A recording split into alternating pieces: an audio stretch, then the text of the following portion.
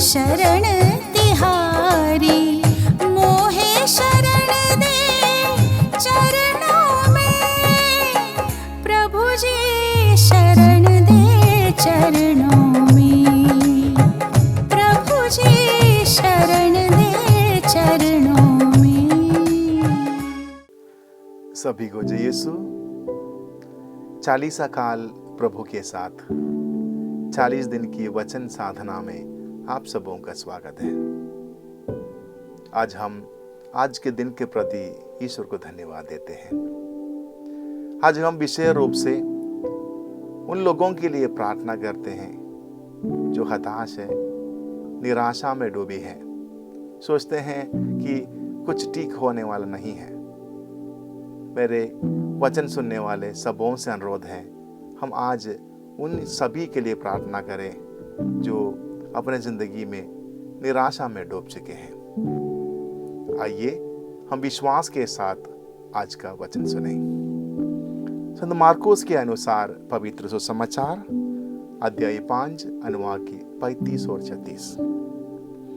ईसा ये कह ही रहे थे कि सभागृह के अधिकारी कि यहाँ से लोग आए और बोले, आपकी बेटी मर गई है, अब गुरुवर को कष्ट देने की जरूरत नहीं है।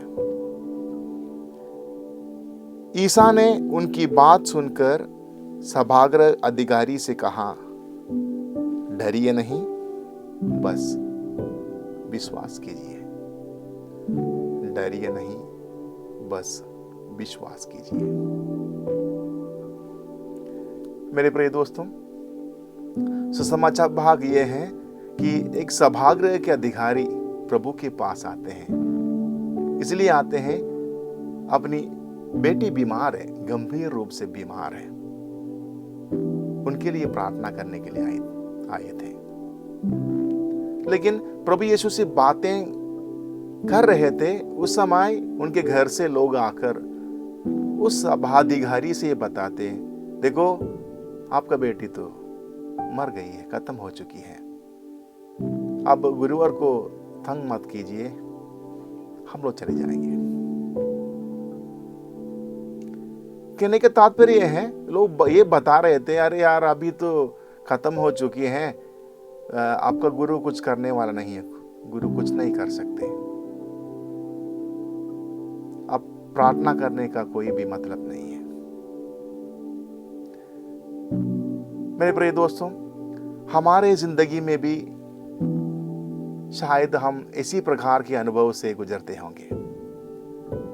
हम लोग सोचते होंगे, मैं ये करना चाहते थे, वो करना चाहते थे, लेकिन मेरे जिंदगी में ऐसे हुआ है, अभी कुछ ठीक नहीं होने वाला नहीं है। यदि आप बीमार पड़ गए हैं तो सोचते होंगे, अरे यार कोई मुझे बचा नहीं पाएगा।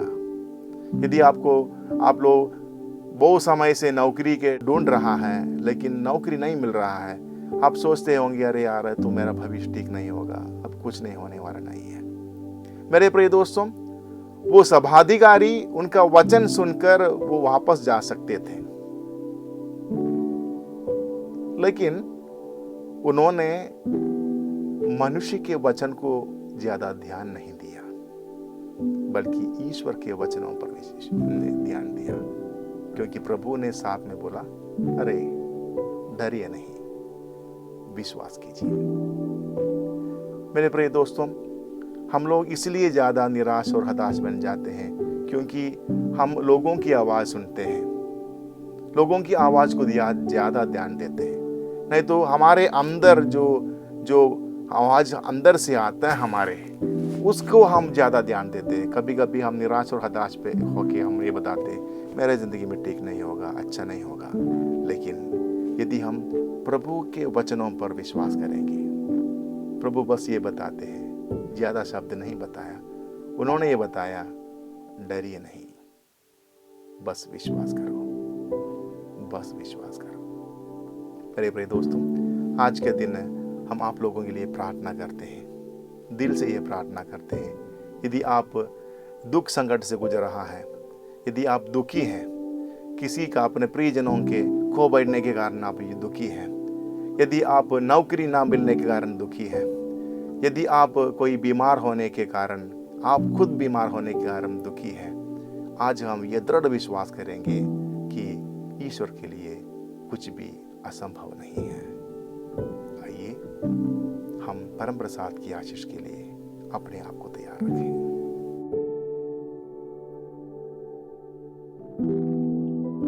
स्तोत्र ग्रंथ में हम पढ़ते हैं, प्रभु के आदर में नया गीत गाओ, समस्त पृथ्वी प्रभु का भजन सुनाओ।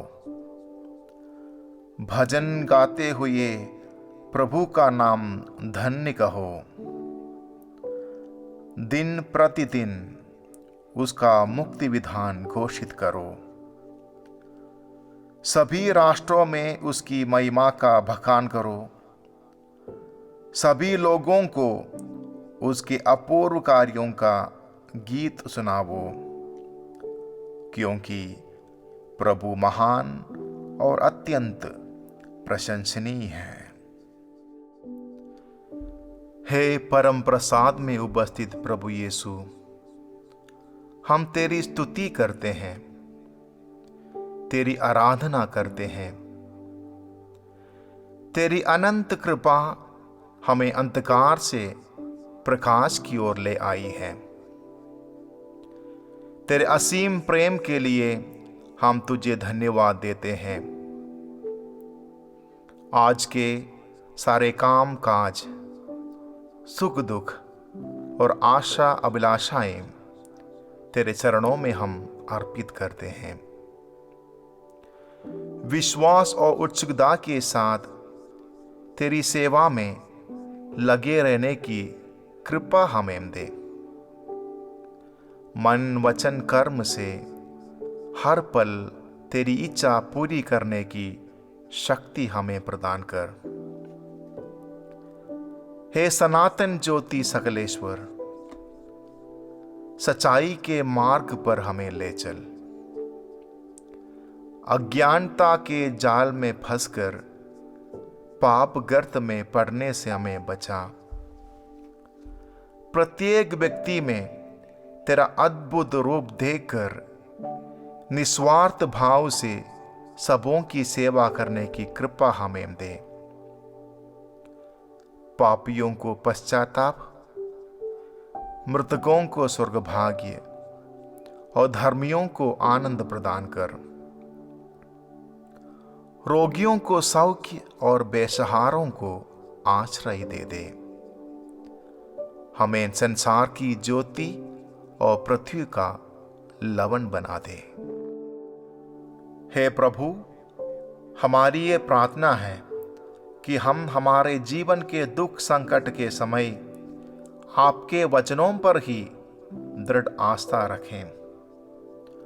दूसरों के वचनों के अनुसार ना चलें और उसके वचनों पर विश्वास रखकर निराश और हताश ना बने। ये प्रार्थनाएं करते हैं हमारे प्रभु यीशु क्रिस्त के द्वारा। आमीन।